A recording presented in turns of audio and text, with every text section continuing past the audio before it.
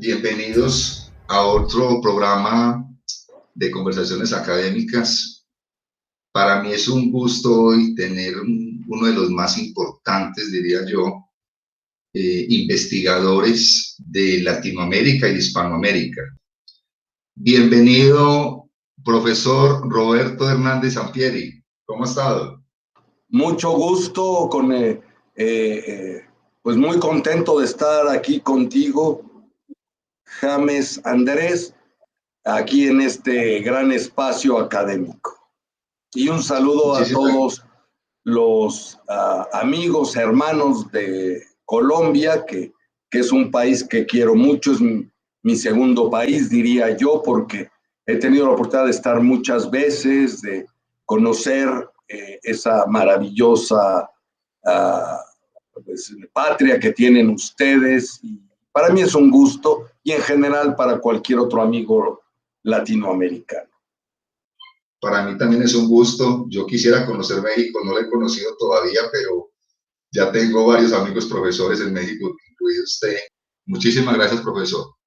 El profesor Roberto Hernández Sampieri es licenciado en Ciencias Sociales de la Comunicación por la Universidad Anáhuac en México, diplomado en Consultoría por la Universidad Anáhuac, magíster en Administración por el Instituto de Estudios Universitarios en México, especialista en Comunicación Organizacional de la Universidad del Sur de California y doctor en Ciencias Administrativas por Méritos Profesionales, así también como doctor en Administración por la Universidad de Celaya, México, donde actualmente pues trabaja.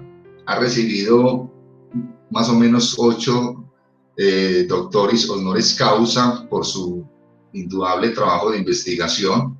Es autor de diversos libros, yo diría que el más importante, de eso vamos a hablar ahora, un libro titulado Metodología de la Investigación, que por lo menos aquí en Colombia es un libro que yo creo que es el más trabajado de todos. Presidente del Consejo Directivo de la Asociación Mexicana de Comunicaciones, ha recibido diversos premios, premio Gold Key de la International Association of Business Communication, premio de la Asociación Mexicana de Comunicación Organizacional, y actualmente es el director del Centro de Investigación y del programa doctoral en Administración de la Universidad de Celaya.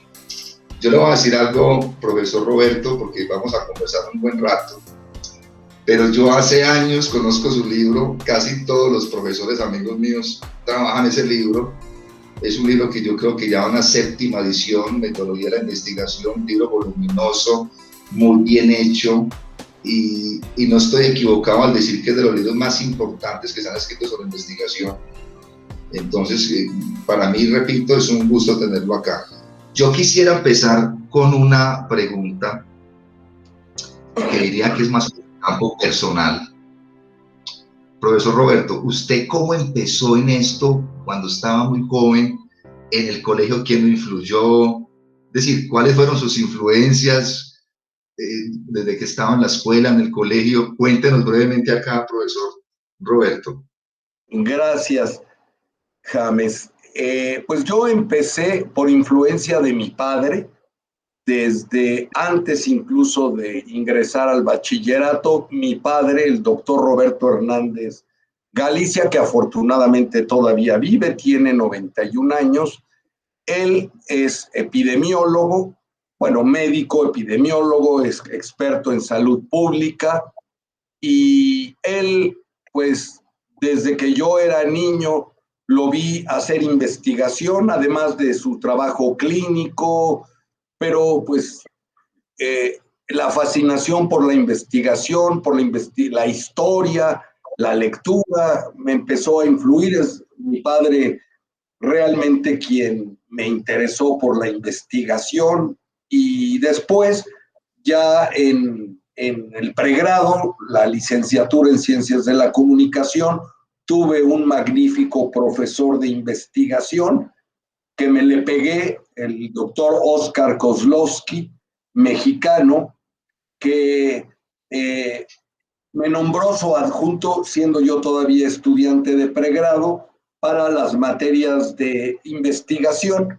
en la carrera de Ciencias de la Comunicación en la Universidad Anáhuac, donde yo estaba estudiando. Estoy hablando de los años 70, finales de los 70s, y bueno, me volví su adjunto y él se decidió a hacer un doctorado en Stanford, y antes de irse me dijo, pues, ¿te gustaría quedarte como mi sucesor en las materias? Y yo le dije, pues yo no tengo posgrado, estoy terminando apenas el pregrado, no me siento capaz. Y me dijo, no, anímate, eh, te falta un semestre para titularte, entonces anímate, yo te veo que sí puedes. Y pues me animé a empezar a dar la clase que él me heredó. Él se fue a Stanford, estuvo varios años como profesor en Stanford, se quedó allá, después se fue a la ciudad de Washington, a diversos organismos internacionales. Me quedé con esa materia, me forzó a prepararme, a leer muchos libros, a tomar cursos en el extranjero, en Estados Unidos, pues a leer todo el tiempo, a prepararme, y empecé a dar esa materia. Me gradué de pregrado y empecé la maestría, mi primera maestría, y entonces ahí fue cuando empecé yo a dar la clase y a prepararme y a escribir mis notas, y estas notas se convirtieron después en el primer borrador del libro de metodología de la investigación. Yo quiero que empecemos por ese tema de ese gran libro que tiene usted, Metodología de la Investigación. Y yo creo que hoy enfoquemos la charla a hablar sobre una investigación de la investigación. Vamos a ver si yo creo que usted entiende bien esto. ¿Cuándo surgió la investigación? Digamos, ¿en qué sentido, profesor Roberto? En el sentido de que, por ejemplo, yo le voy a mostrar un libro que tengo aquí, El origen del hombre, de Charles Darwin. Creo que lo está viendo acá. El origen del Sí, hombre de es un Charles Darwin. magnífico libro. Claro, pero yo veo este libro, yo lo abro y yo en el libro no veo que diga pregunta de investigación, que diga objetivos, que diga marco teórico, o sea, bibliografía, bueno, bibliografía sí la tiene, pero uno en estos libros, o El origen de las especies, que también lo tengo acá, que es una edición pues un poco más antigua, yo no veo en estos libros que aparezca, digamos, esas formalidades que uno ve en las investigaciones, que ahorita pues, vamos a hablar acerca de eso, que son importantes y que le exigen a uno las instituciones universitarias, que primero tiene que hacer la pregunta de investigación. Uno se demora un tiempo pensando la pregunta, luego que el objetivo general, luego que los objetivos específicos. Entonces yo quisiera saber cuándo empezó, en qué parte del mundo empezó a hablarse acerca de la investigación y de toda esta parte formal que yo le estoy hablando en este momento, profesor. Bueno, como bien lo señalas, la investigación es una actividad para mí innata en el ser humano. Cuando uno ve a un bebé, aún muy recién nacido, pues escucha los sonidos y atento busca. Para mí es algo innato en el ser humano. Y pues la investigación como actividad es parte de la historia del ser humano, los hombres primitivos, las primeras razas que empezaron pues a investigar sus entornos, a experimentar, así descubrieron el fuego, la rueda y otras cosas. Pero como bien señalas, esta investigación pues es lógica, digamos, para mí el proceso es bastante lógico, pensar de qué se trata, tener una idea y después recolectar datos, analizar datos contra un marco teórico que es la propia experiencia del investigador o del ser humano, de la persona que quería investigar el fuego o le llamó algo la atención o las estrellas, las empezó a observar. Entonces, realmente, pues la investigación es tan antigua como el propio ser humano, desde mi humilde punto de vista, solamente que se empezó a sistematizar paulatinamente en los siglos XVI, XVII y XVIII, hasta que se llegó a un proceso, yo diría ya muy elaborado, de pasos, de secuencia, en el siglo XIX, a mediados, porque ya teníamos arqueólogos, antropólogos en ciencias físicas, en química, en astronomía, ya toda una tradición, y se empezó a crear el denominado método científico, que no era más que racionalizar esos pasos que naturalmente se dan en la investigación. Entonces, para mí, empezó a crearse este método y a proponerse en el siglo XIX, hace ya casi un par de siglos, y se fue puliendo.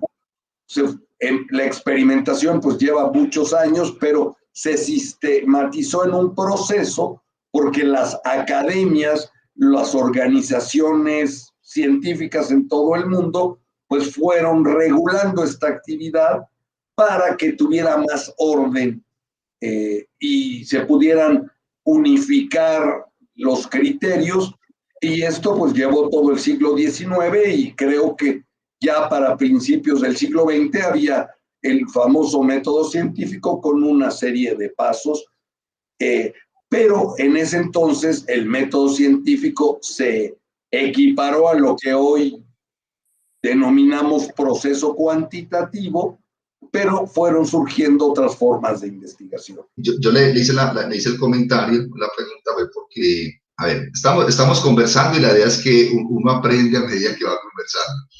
Hay veces los procesos se demoran muchísimo, es por esa parte formal, digamos. Entonces uno elabora la pregunta, entonces eso llega a un jurado y el jurado le dice, no, es que esa pregunta no está bien hecha, eso lo han investigado mucho, pero resulta que uno la quiere también investigar. Entonces, yo no sé, yo a veces también noto, porque que uno, por ejemplo, uno envía una pregunta de investigación, que es como prácticamente como el primer paso, e incluso entre los mismos jurados hay discrepancias. Uno dice que sí, otro dice que no, otro que hay que pulirla, y uno hay veces, yo hablo pues como docente y los docentes que nos van a escuchar, uno hay veces como que se siente un poquito frustrado frente a eso. Quisiera como usted qué comentario tiene frente a esto, profesor. Sí, no, yo creo que uno debe investigar los temas que a uno le interesan. Yo siempre he recomendado, y lo he platicado con alumnos, con profesores, con colegas, que uno tiene que embarcarse en investigaciones que le interesen a uno, porque para mí lo más importante es la motivación.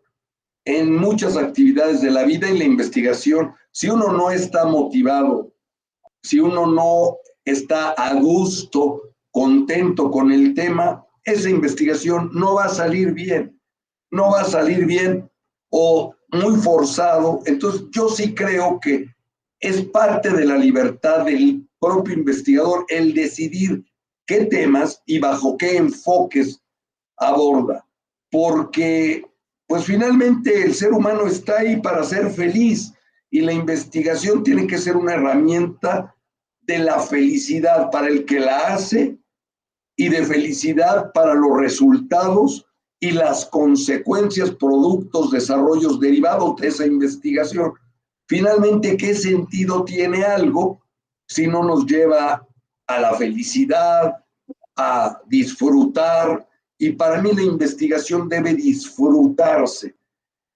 Nosotros en nuestro doctorado en administración, tenemos grupos de Colombia, siempre les decimos a los alumnos, libertad de tema. Claro, el doctorado en administración tiene que ser un tema administrativo, porque si no las autoridades nos lo rechazarían.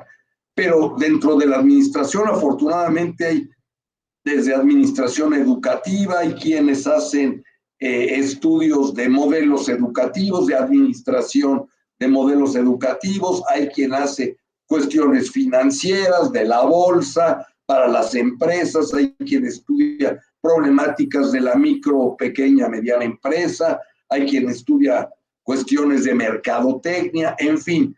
Pero yo creo que si como investigador no tienes libertad para estudiar lo que tú quieres, de la forma como tú deseas, llevando un rigor, pues no tiene sentido la investigación. Es como trabajar en algo que no te gusta, es una especie de esclavitud. Para mí, uno debe de investigar lo que a uno verdaderamente le interesa. Estamos de acuerdo. Y yo creo que antes de uno hablar de esa pregunta de investigación, creo que hay que hablar también del asombro, de que uno quiera, que uno como ser humano tenga curiosidad por tratar de resolver una pregunta, por tratar de indagar en algo que a usted le interese. Bueno, no toda la gente va a investigar, aunque usted pues decía ahora que el ser humano desde la antigüedad ha intentado pues investigar los fenómenos que hay a su alrededor, pero por lo menos los que nos dedicamos a estos temas, pienso que lo principal es como la curiosidad, el asombro, no sentirse uno forzado por una institución que ya tiene que investigar esto. Y por ejemplo, hay veces también noto mucho, yo no sé si en México, repito, porque y también son muchas universidades pues que hay en Latinoamérica y en Hispanoamérica, hay veces también el tema del tiempo, porque digamos, uno a veces pone un proyecto y uno dice, este proyecto está para un año, pero eso como que lo forzan a uno, entonces, porque en el camino pueden surgir más cosas, uno devolverse, uno volver, pero uno entiende que también son cuestiones administrativas.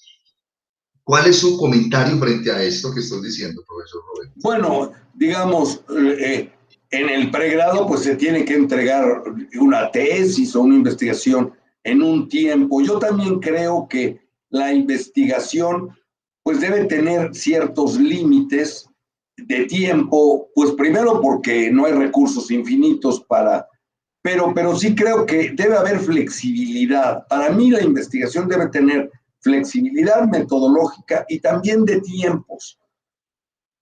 Nosotros, por ejemplo, al estudiante del doctorado, lo forzamos a que cada semestre entregue un avance. Sin embargo, pues creemos que un semestre para cada capítulo es importante para que cuando egrese tenga la base. Ahí el tiempo, digamos, nos define y por eso siempre les decimos, si quieres investigar algo que te va a llevar muchos años, hazlo. Y dentro de ese paquete, busca una parte que te sirva para tu tesis doctoral.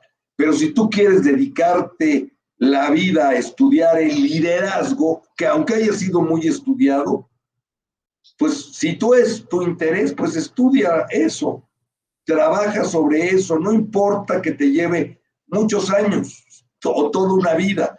Y bueno, dentro de eso encuentra algo que tenga ciertos márgenes o límites temporales porque tienes que entregar los trabajos o los avances. Lo mismo cuando un cliente, por ejemplo, te contrata una investigación, pues él espera los resultados en determinado tiempo y no es infinito. Entonces sí hay esa limitante administrativa, pero lo que yo le digo al investigador es, si algo te interesa, pues dedica 1, 2, 10 años o toda tu vida a hacerlo, pero para cuestiones específicas, plantéate cuestiones que se puedan o que sea factible realizarlas en cierto periodo de tiempo si las circunstancias así lo ameritan.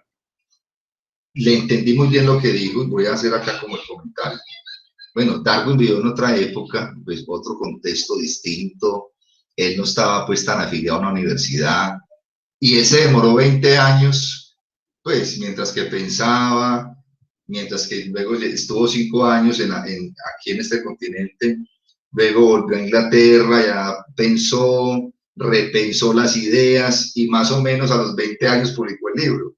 Entonces, si uno dice hoy en día a una universidad, no, denme 20 años, yo publico un libro dentro de 20 años, pues no se puede porque también los recursos financieros, uno entendería eso, son casos muy aislados, pero yo rescato mucho cuando usted aquí me dice que hay que buscar el tema que a uno le guste y que uno se dedique a eso, que uno vaya sacando avances, de pronto un artículo, de pronto luego un libro pequeño, luego un libro grande, e ir puliendo ese proceso en el camino, en el camino. Para mí la investigación al estudiante debe hacerlo feliz. Siempre le decimos al estudiante, disfruta tu carrera, tu pregrado, tu licenciatura, tu ingeniería, y aprende a hacer investigación porque primero puede ser muy divertida y puede ayudarte muchísimo y además hoy en día ningún profesional puede dejar al margen la investigación.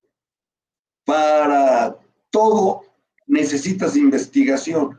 Y nosotros le hacemos una pregunta, a lo mejor ya me estoy desviando del tema, pero siempre le decimos al estudiante, a ver, cuando egreses de tu carrera, ¿qué quieres hacer? ¿Trabajar en una empresa? Pues mira, vas a usar la investigación. Si vas a estar en producción, así vas a usar la investigación.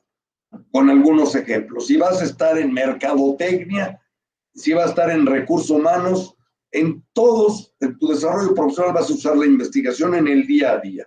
Si no quieres trabajar en una empresa y vas a trabajar en el gobierno, pues un buen gobierno tiene que estar viendo las necesidades, hacer diagnósticos comunitarios, hacer mucha investigación, acción, para ver qué necesita la comunidad.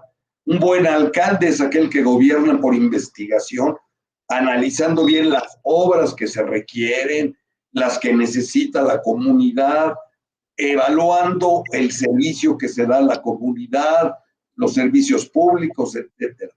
Si no quieres trabajar en una empresa ni en el gobierno y quieres hacer un emprendimiento o un negocio, pues vas a tener que hacer investigación de mercado, dónde vas a poner tu negocio, qué tipo de negocio, tu plan de negocios, todo eso es investigación, tu mercado, tu precio, etcétera. Y si vas a trabajar en una ONG, vas a necesitar la investigación de esta y esta otra manera. Y si lo que quieres es ser un profesional independiente, un asesor, un médico, pues un médico hace diagnósticos y cada diagnóstico es una especie de investigación. Y si vas a ser criminalista, lo mismo. Y si vas a ser enfermera, lo mismo. Si vas a ser ingeniero químico, es decir, para mí la investigación sí va muy de la mano con disfrutar, con apasionarse y no que sea cargar una cruz, que muchos estudiantes lo ven y por eso entran con unas actitudes muy negativas a los cursos de investigación y a veces como profesor le reforzamos que la investigación es aburrida y es todo lo contrario, la investigación es muy útil y puede hacerte feliz.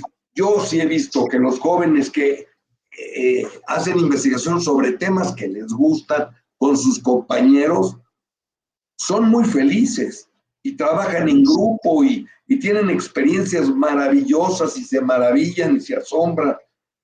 Y eso para mí es lo más importante.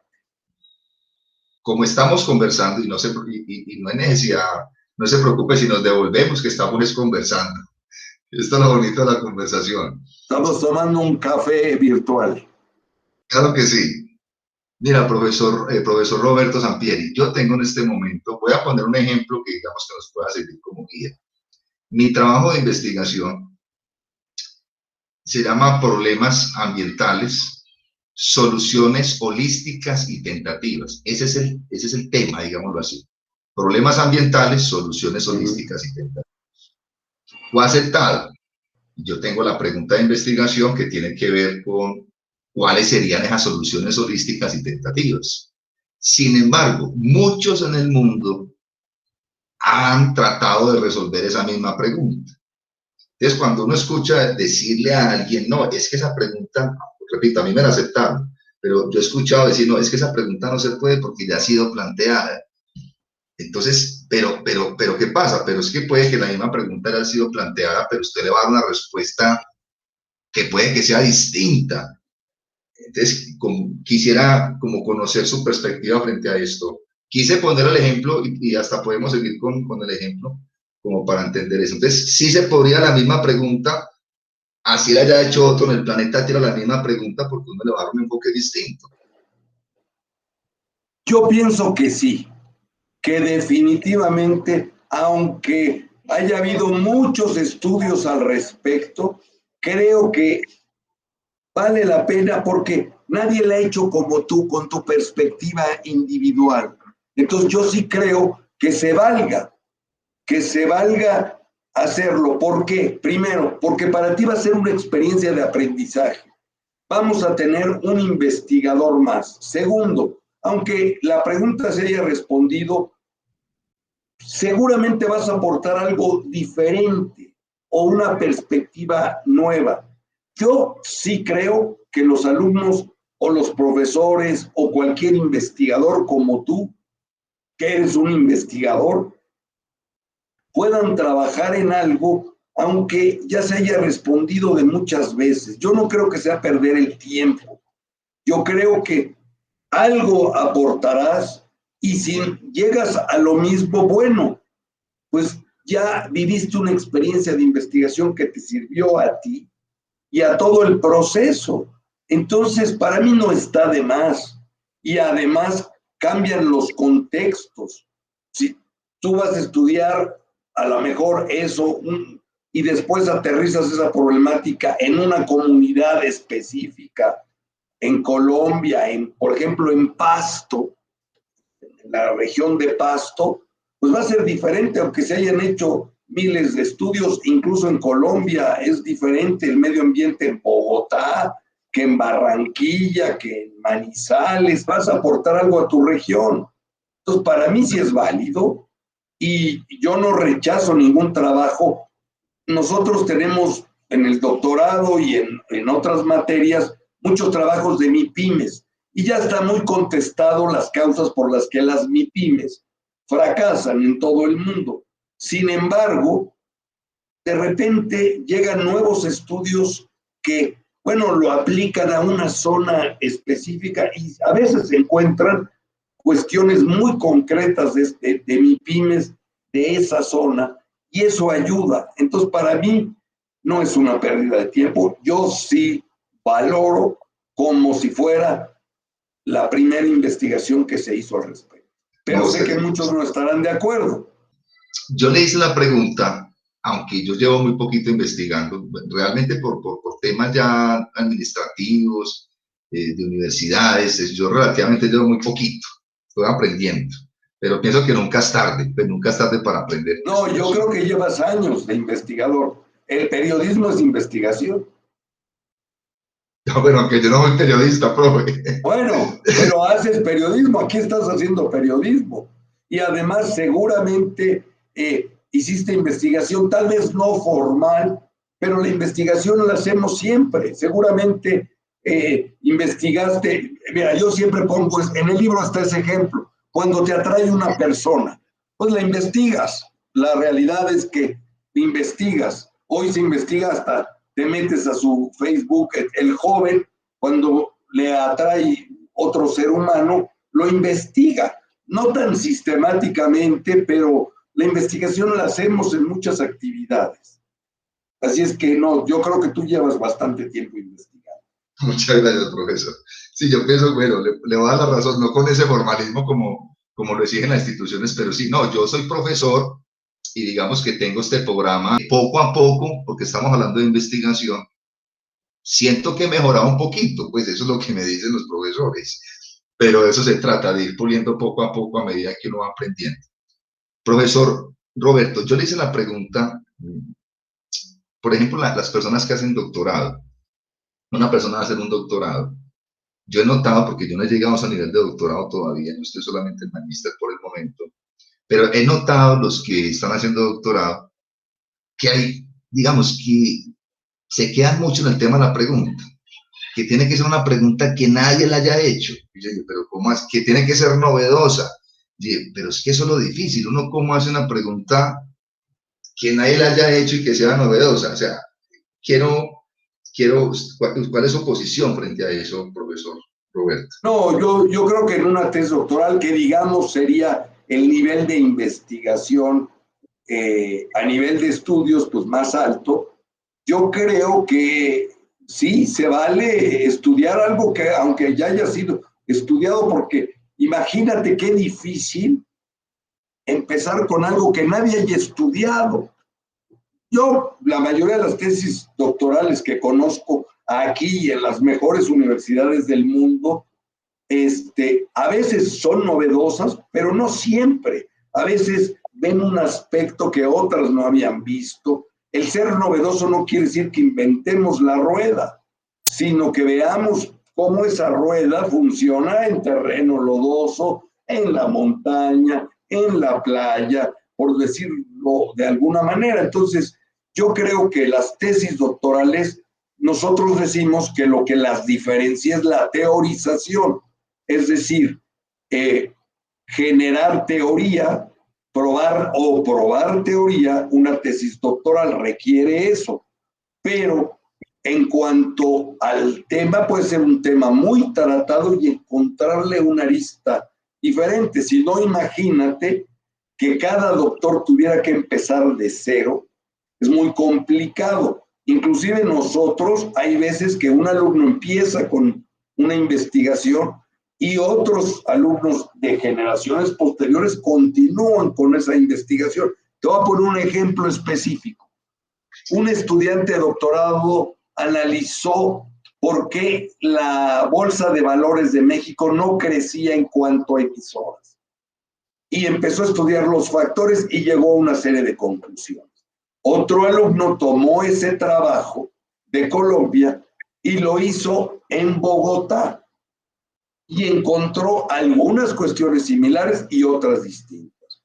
Otro alumno de Perú lo tomó en Lima y llegaron básicamente a lo mismo, pero además encontraron que las variables clásicas de la economía, como el Producto Interno Bruto, no eran suficientes para explicar estos modelos econométricos, que había también razones cualitativas, cuestiones cualitativas que no se miden tradicionalmente o que no se consideran en los estudios, en la mayoría de estudios macroeconómicos, cuestiones de psicología de las finanzas que actúan y cuestiones que no son tan predecibles, ¿no?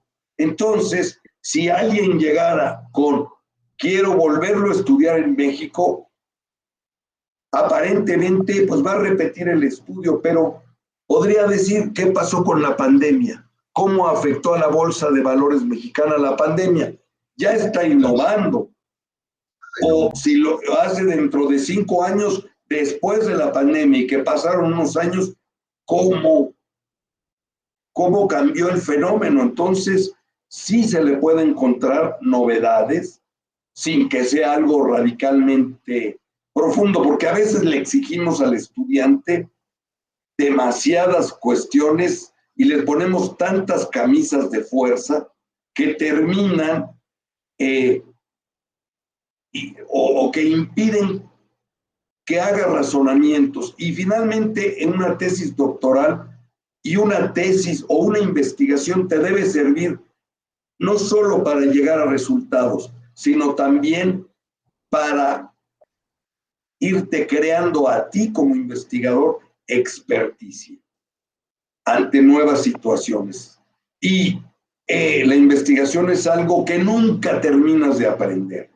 Yo no conozco a alguien que pueda decir, yo sé mucho de investigación. Ah, caray. No, siempre hay novedades, uno mismo, y también uno comete errores. Todos cometemos errores, a veces te equivocas, y todo eso es parte del proceso de investigación y de aprender investigación. Hay otro tema dentro de la investigación que, vamos a ver si estoy equivocado, repito, vamos a aprender con los errores, si yo cometo errores acá. Y no hay equivocaciones, son puntos de vista. Puntos de vista, que es el marco teórico o lo que llaman antecedentes. Vamos a ver si son distintos, usted ya me dirá. Pero ¿a dónde quiero llegar yo con este comentario? Cuando uno mira antecedentes, por ejemplo, en el trabajo que yo estoy realizando sobre soluciones ambientales, entonces yo me meto a internet, veo libros y yo digo, pero es que hay más de 1000 artículos en todo el mundo sobre soluciones ambientales. ¿Cómo voy yo a leer todo esto? ¿Con qué tiempo? Hay miles de autores que trabajan este mismo tema. ¿Cómo hago yo? Entonces, ahí quisiera yo, porque también he notado discrepancia entre profesores, jurados, cuando uno analiza, bueno, entonces sería la primera pregunta, vamos por partes. ¿Es diferente un marco teórico a antecedentes? Yo creo que sí es diferente. Y lo segundo es, esos antecedentes, ese marco teórico, ¿cuál considera usted que debe ser como el límite de uno investigarlo? Porque es demasiada información. Si quiere, empecemos por partes, profesor Roberto. Sí, bueno, nosotros lo hemos denominado marco teórico porque sí hay una teoría detrás, antecedentes cuando no hay una teoría, pero sí hay estudios previos. También hay este pleito de si se debe llamar marco conceptual, marco referencial, o aquí va una crítica que hay profesores que piden, a ver, dame tu marco teórico, también tu marco conceptual, tu marco referencial, tu marco no sé qué, tu marco epistemológico, tu marco, y ya el alumno se perdió, yo también me perdería. Entonces, para mí hay una revisión de la literatura previa de estudios antecedentes y en base a lo que encuentras en tu revisión, estructuras un marco teórico que puede ser más o menos desarrollado dependiendo de, pues, qué tanto conocimiento previo haya. Por ejemplo, de las vacunas. Bueno, ya teníamos un marco teórico de las vacunas y ya teníamos un marco teórico para cualquier investigación de vacunas del SARS-CoV-2 o contra el SARS-CoV-2. Ya existía incluso un marco teórico de estudios de otros coronavirus, el MERS y el SARS. Entonces, bueno, pero no tenías estudios sobre este virus que es novedoso. Te sirve lo demás para estructurar y de ahí partir. Pero para mí es una especie de revisión de la literatura analítica y desde luego no todo porque es un mundo de información, sino pues los artículos a los que tengas acceso con un costo razonable y aquellos que más se acerquen a tu problema de investigación. Y en tu contexto, yo creo que aquí la revisión recomendamos que sea por círculos. Primero, ¿qué estudios hay ambientales en Pereira? Con tu enfoque, que quieran ir hacia lo mismo. Ya los localizas. ¿Cuáles en Colombia por tu enfoque y cuáles en otros ecosistemas similares al ecosistema que tú estás tratando o al ambiente que tú estás tratando? Y luego a nivel mundial, sin volverte loco, y sabes que vas a dejar literatura relevante. Yo por eso primero les digo a los jóvenes que, o a los alumnos, que primero busquen metaanálisis, revisiones del estado del arte en su tema, y que si logran detectar autores clave, los incluyan y que incluyan trabajos que más se parecen al suyo, que tienen los mismos términos de búsqueda en sus definiciones, para buscar en ese universo de referencias y tener pues metaanálisis de los últimos años y empezar por los más recientes e ir históricamente. Yo creo que ese proceder les puede funcionar y lo hemos visto con los alumnos. No se vuelven locos, sino dicen, a ver, mi planteamiento es busco primero lo directamente que más se parezca a mi planteamiento en mi contexto y de ahí ya voy buscando y busco metaanálisis, revisiones del estado del arte, artículos que aglutinen muchas investigaciones o revisiones de la literatura en un área y de ahí parto y elijo pues los que más se parecen y los que puedo conseguir y los que con un presupuesto aceptable de acuerdo a mis posibilidades. Claro, gracias por esa recomendación.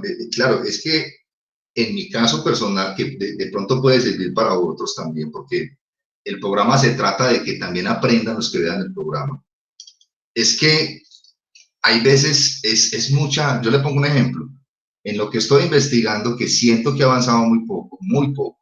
Yo creo que llevo 7 páginas escritas y debo tener un artículo de 20 y pico páginas. Pero no es porque no era querido escribir, sino porque tengo mucha información.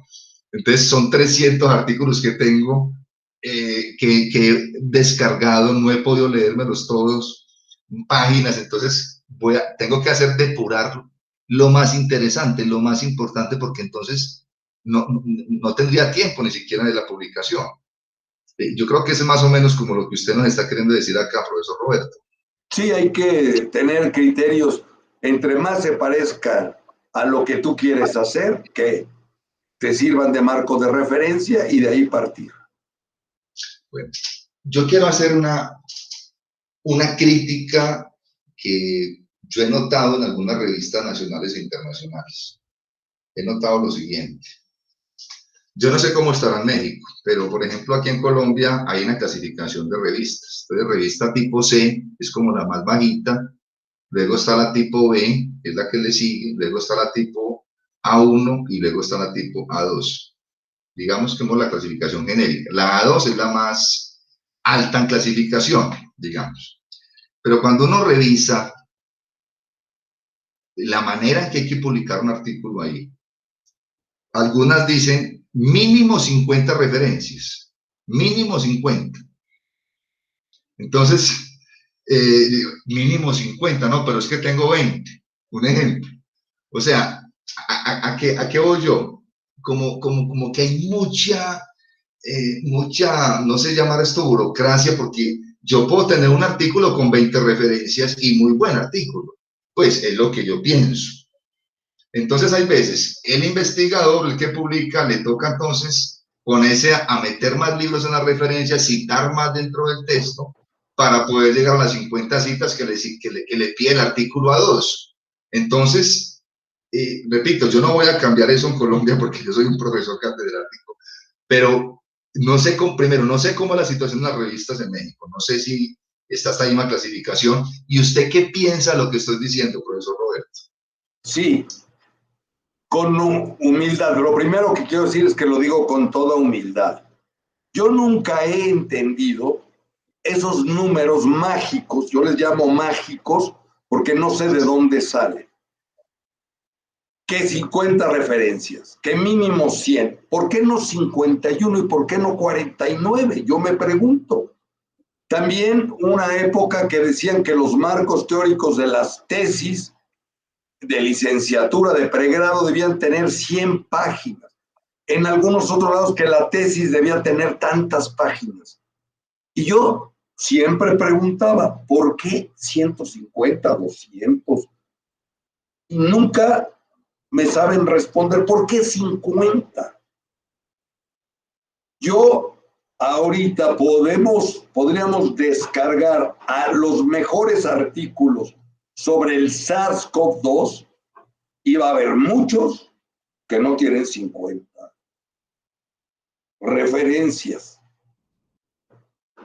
que a lo mejor tienen 38, 42, 15 o 20. Por ejemplo, las pruebas de fase 3 de las vacunas Sputnik, de la de Pfizer, Moderna, y son artículos que no me pueden decir esos investigados que no son claves y que no son importantes.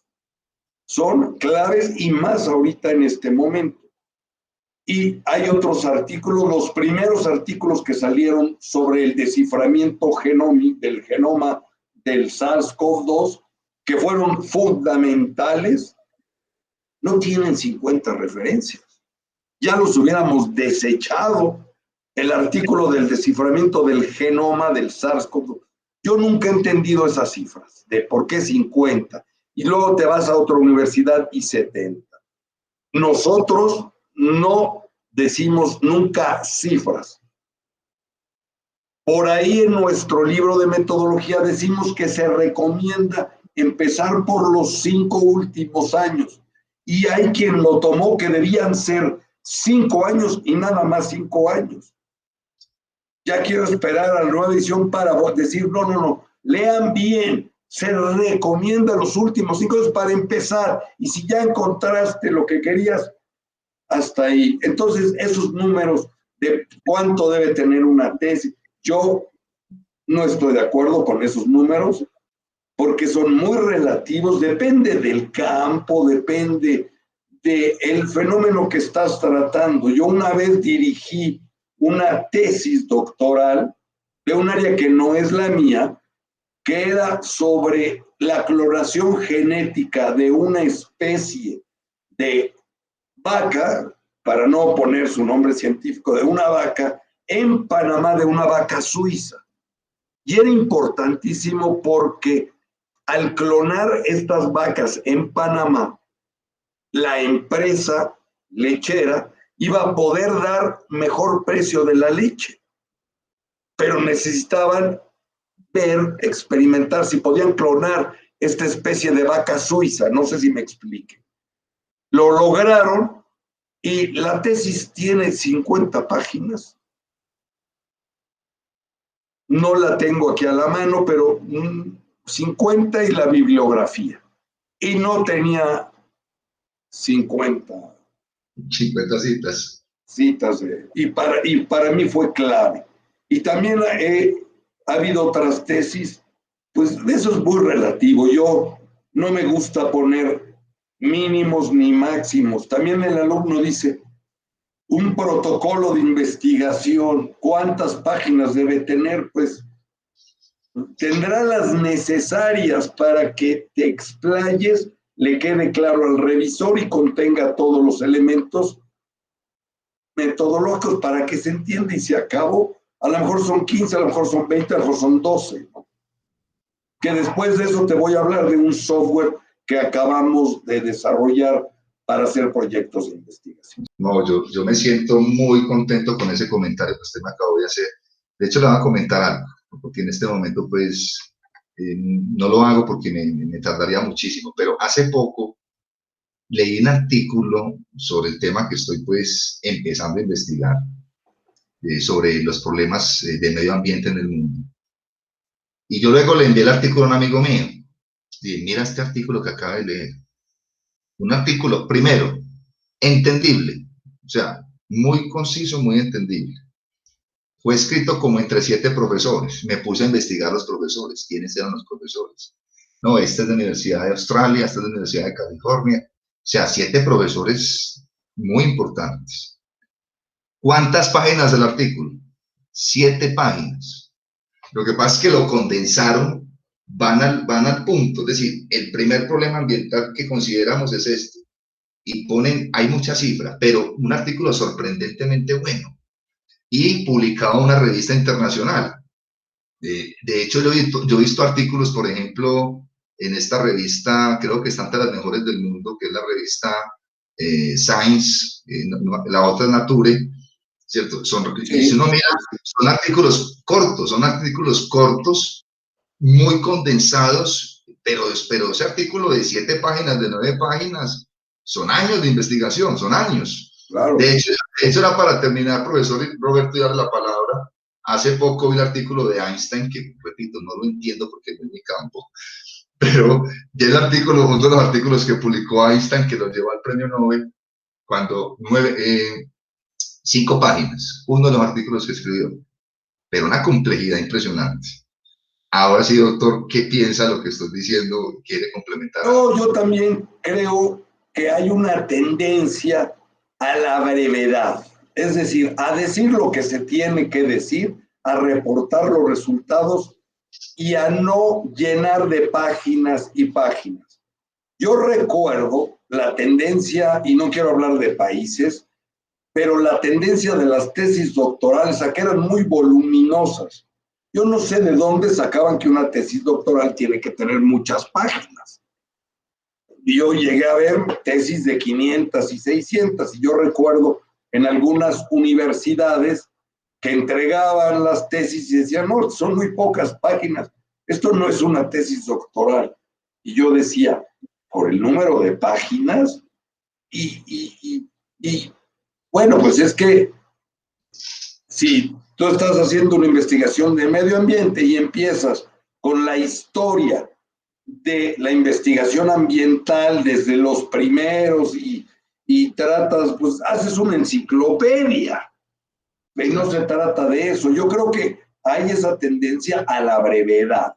Nosotros, en nuestro doctorado, tenemos tesis de 100 páginas, tenemos tesis de 700 páginas. Para mí, hay que usar las palabras y los elementos que sean necesarios. La de 700 páginas, que es muy voluminosa, bueno, porque es un estudio de un municipio, de su historia, y etcétera, y un diseño de planes de todo tipo para, desde el desarrollo económico, en salud, es decir, integrar todo eso llevó mucho tiempo y mucho papel. Bueno, afortunadamente ya también en eso tenemos más conciencia ecológica y ya pedimos una tesis en papel nada más, lo demás ya es digital, editado y en la computadora, en PDFs o en cualquier otro sistema. Pero no, yo no creo en lo voluminoso, en ese tipo de cuestiones. Y yo creo que la calidad de una investigación no está por el número de páginas, sino por que se diga lo que se tenga que decir y no más. Ya no, como dicen, flora, floro, demasiado verbo, le decimos en México, demasiada lenguaje y una definición y damos 50 definiciones. Pues no. Yo creo que la brevedad también es buena, es deseable. Usted lleva muchísimos años de experiencia en docencia, experiencia en investigación, pero yo hago una distinción entre docencia e investigación. Voy hacia esto.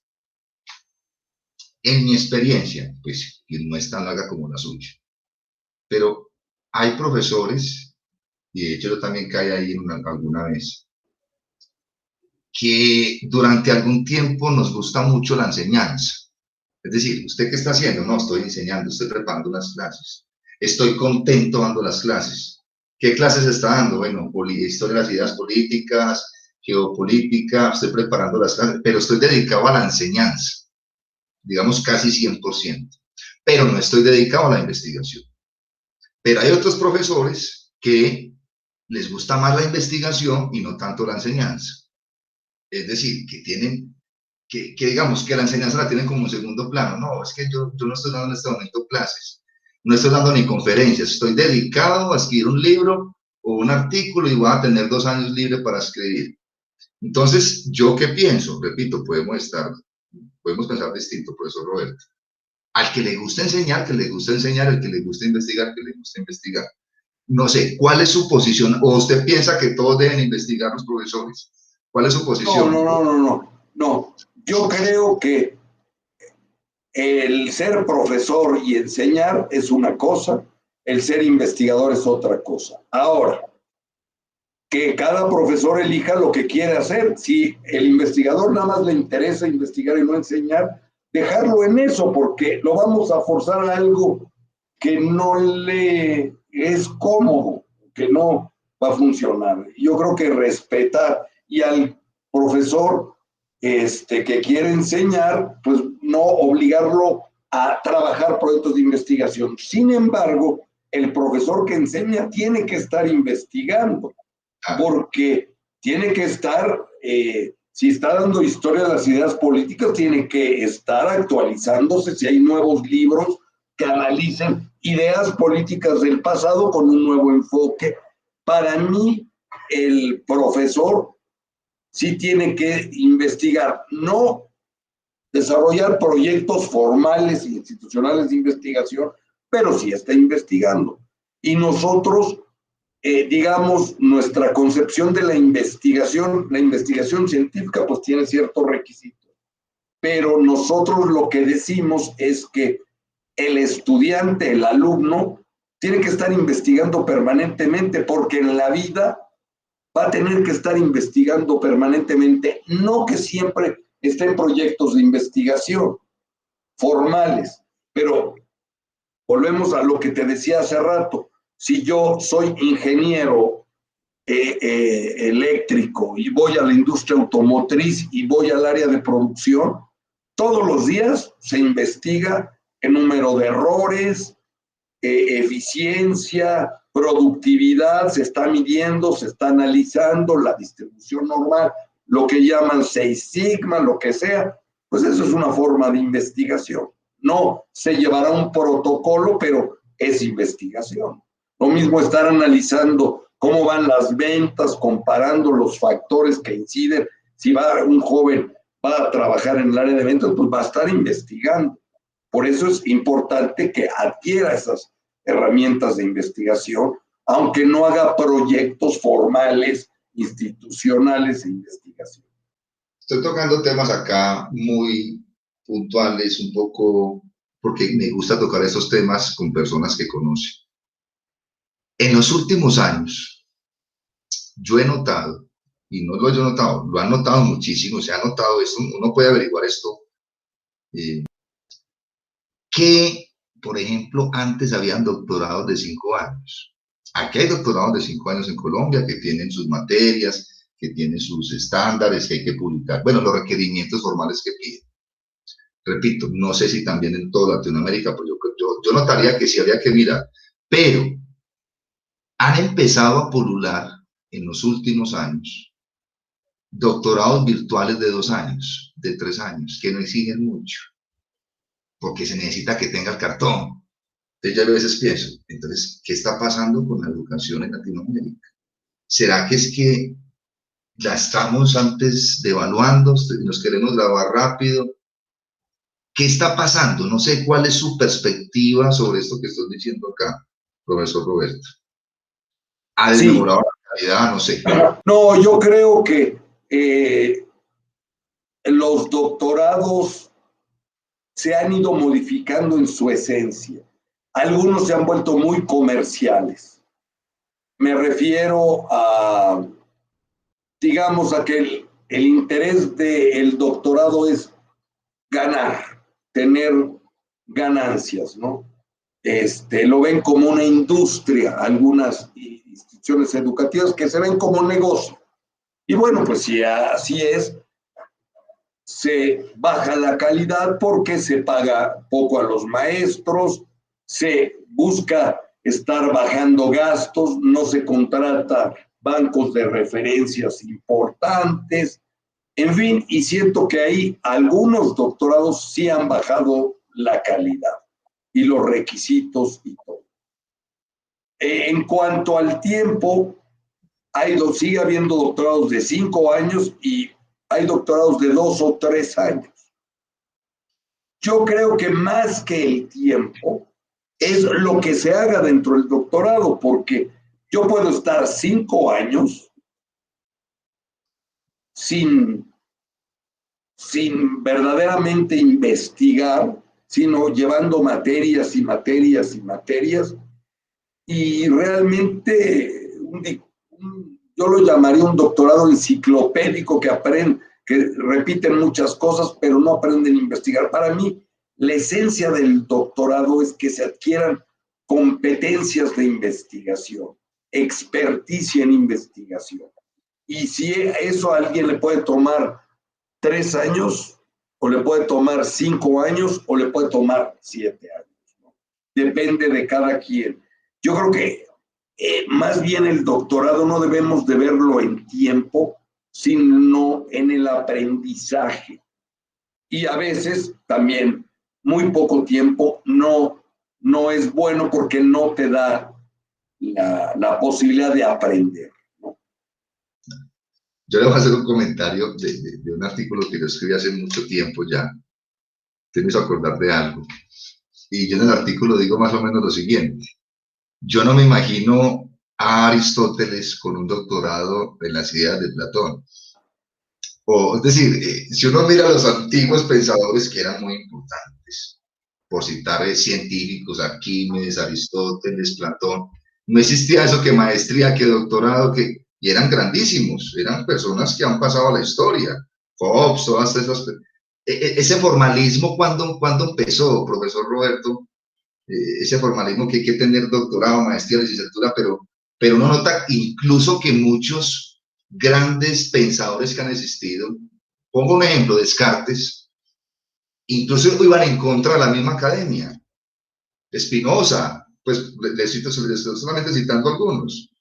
No necesariamente alguien que tenga un doctorado significa que tenga un nivel muy alto. Estamos totalmente de acuerdo. El doctorado no te da inteligencia, el doctorado no necesariamente da conocimientos, sí te proporciona un buen doctorado, un marco de referencia, te da más herramientas, pero digamos, la genialidad, la creatividad va más allá de la academia. Tenemos, bueno, casos también muy recientes de Steve Jobs, de otras gentes que abandonaron los estudios universitarios. No, yo no creo que se requiera un título, un papel.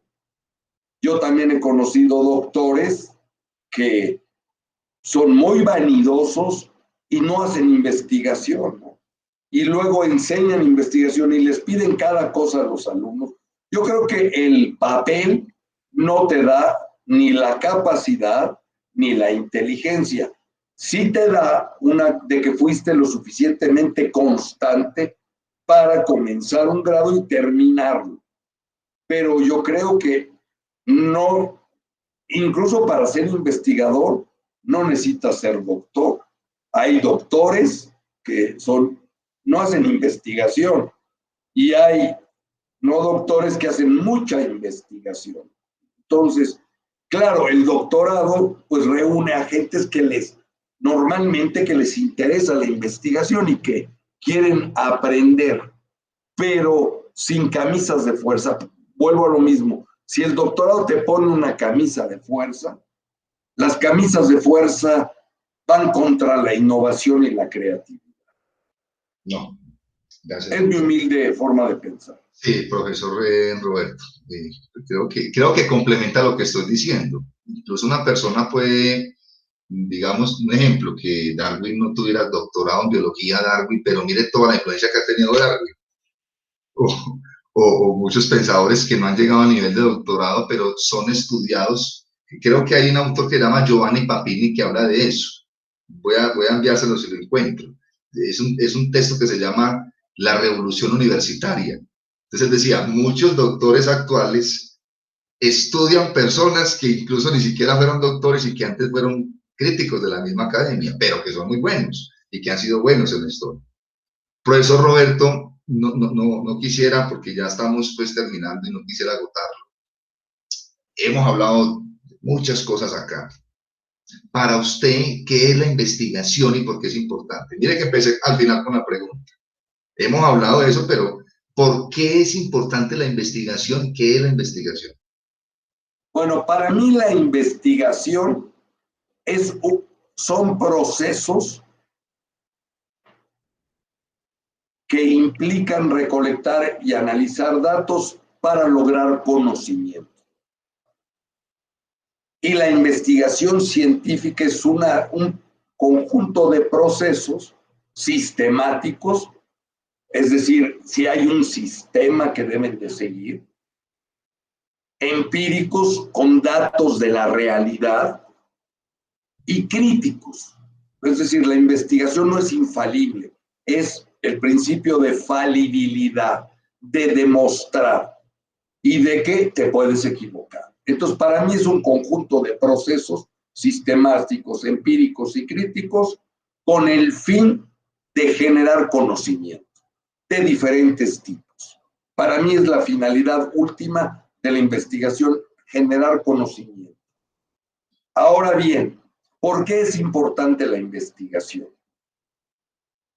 Yo tengo una presentación que hago sobre esto y digo así, primero, para los países es importante porque vemos que los países con mayores indicadores de desarrollo económico de empleo, los que tienen mayor crecimiento, mayores indicadores en su nivel de vida, son los que más generan investigación.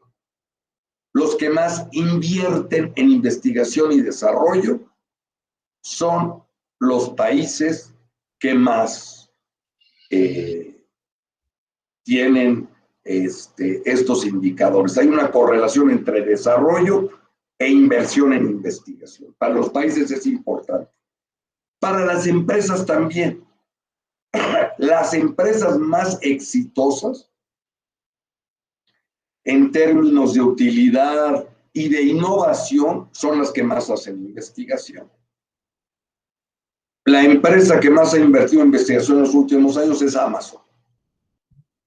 Y uno diría, ¿por qué Amazon, que es una empresa que conecta fabricantes con consumidores? Bueno, porque quieres llevar la mercadotecnia, llevó la mercadotecnia al plano individual, no de segmentos de mercado, no de grupos, sino al nivel individual y muy predictivo.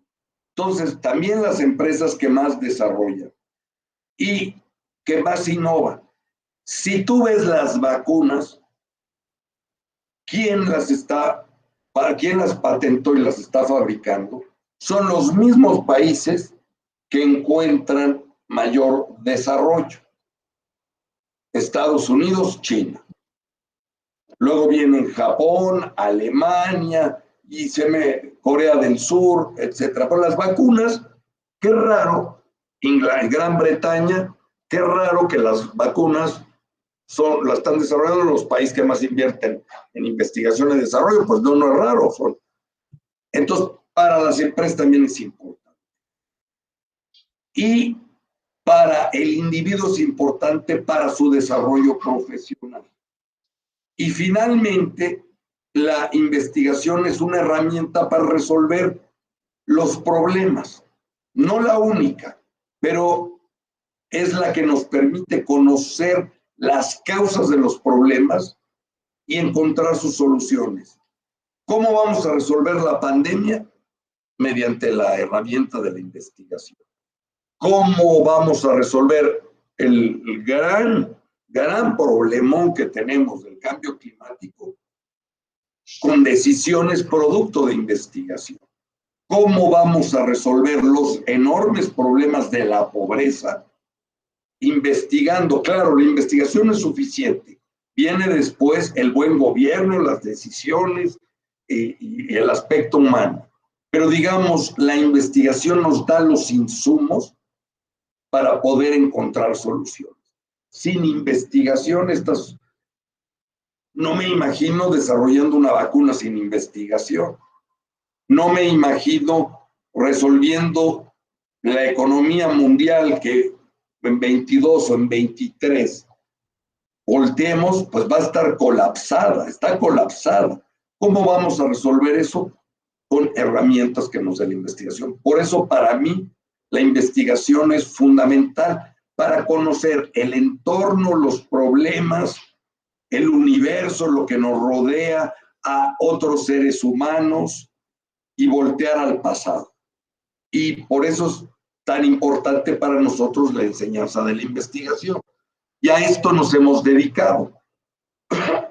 Ahora quiero tomar unos minutos, no sé si todavía tengamos 5 minutos. Claro que sí, profesor Roberto.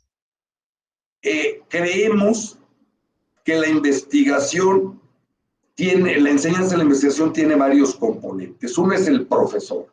El profesor tiene que saber de investigación y tiene que hacer investigación. Otro es el alumno, tiene que estar motivado. Y las herramientas didácticas de enseñanza-aprendizaje. Buenos libros de investigación, que hay muchos, no solo el nuestro. Ustedes tienen un buen autor que es amigo mío, que es César Bernal, que también tiene un libro de metodología importante. Y otros autores. Entonces, hay muchos libros. Nuestro libro tiene una página web donde hay más capítulos y hay manuales de aplicación, uno sobre investigación ambiental. Hay otro manual en investigación epidemiológica y salud pública que viene a colación con esto de la pandemia. La portada, te asombrará, es un coronavirus y es el símbolo de DNA, y ese libro lo sacamos hace 5 años. Y la gente nos dice, ¿qué? ¿Anticipaban la pandemia? No, nadie la anticipaba. Pero el coronavirus nos parecía que era el virus más peligroso y por eso lo usamos de portada. Ya había 2 coronavirus. Bueno, ya habían existido y veíamos el potencial de que aparecieran más coronavirus hasta ahí. Y también software o herramientas. Ya a partir de este año, la innovación que traen nuestros libros de métodos de investigación, un software que se llama IDEA, generador de proyectos de investigación. Es un software que viene gratis en nuestras obras y que se instala en Word y que te va llevando de la mano para hacer tu proyecto de investigación, sea cuantitativo, cualitativo o mixto. Y sigue la dinámica del libro y sigue las etapas del libro, porque como alumno, cuando te enfrentas a la hoja en blanco y como investigador, esa primera tecla, por dónde empiezo, es muy complicado. Y hemos querido facilitar el proceso con este software, se llama IDEA Generador de Proyectos de Investigación, que se descarga como una ventana de Word y que te va llevando del proceso. Y es algo que hemos venido presentando como la innovación de este año del libro Metodología de la Investigación, pero también se incluye en el nuevo libro que acabamos de publicar, que se llama Metodología de la Investigación para Bachillerato, que es para jóvenes porque en México acaban de cambiar la materia de investigación de bachillerato al primer semestre. ¿Qué quiere decir esto? Que jóvenes de secundaria recién egresados ya empiezan a ver investigación. A mí me parece fabuloso, porque además te asombra cómo en esas edades lo hacen muy bien y hacen muy buenos proyectos de investigación. Entonces, pues hemos querido trabajar en este software, en páginas web que son gratuitas, para fortalecer la enseñanza de la investigación, porque nos parece vital que un joven aprenda a utilizar la investigación en su vida personal, en su desarrollo profesional, en sus carreras y en sus vidas. Porque, pues, es muy importante, ¿no? Es con lo que quería concluir. No, excelente, excelente. La primera respuesta que nos dio acerca de la importancia de la investigación.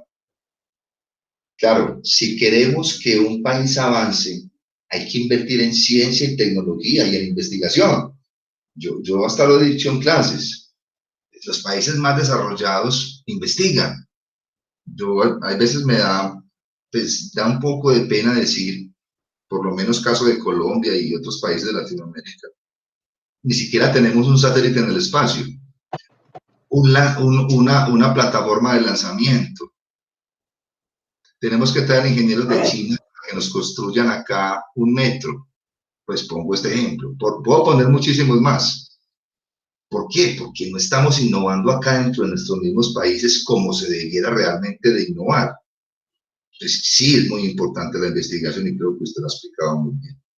Lo segundo, espero que ese libro esté acá en Colombia. Ese software se puede descargar gratis de internet, profesor Roberto. No, se tiene que comprar el libro, cualquiera de las obras, porque cada libro trae una clave.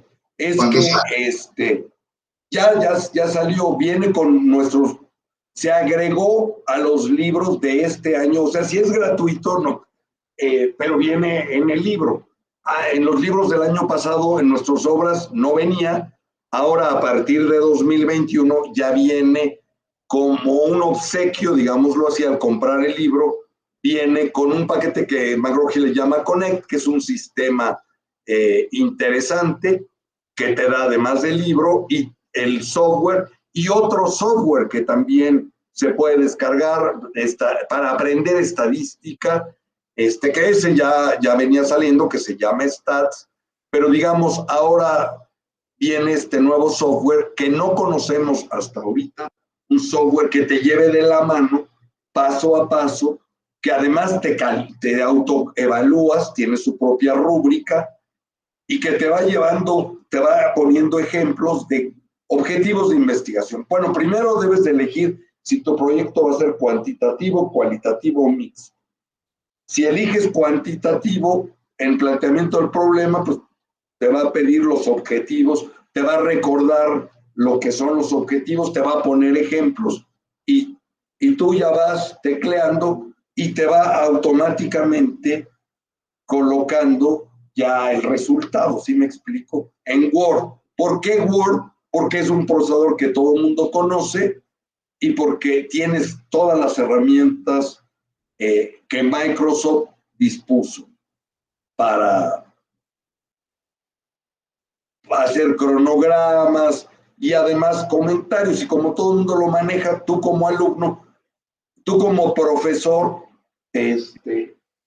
le revisas, le regresas con tus comentarios, te lo regresa el alumno y además resuelve un problema del profesor, porque cuando tú tienes un grupo y les dices cómo debe ser el protocolo, todos anotan y a la hora de la hora cada alumno te entrega un protocolo como Dios le dio a entender y entonces te la pasas corrigiendo cuestiones de formato en lugar de concentrarte en lo importante que es el pensamiento del alumno, lo que le interesa, etcétera, ¿no?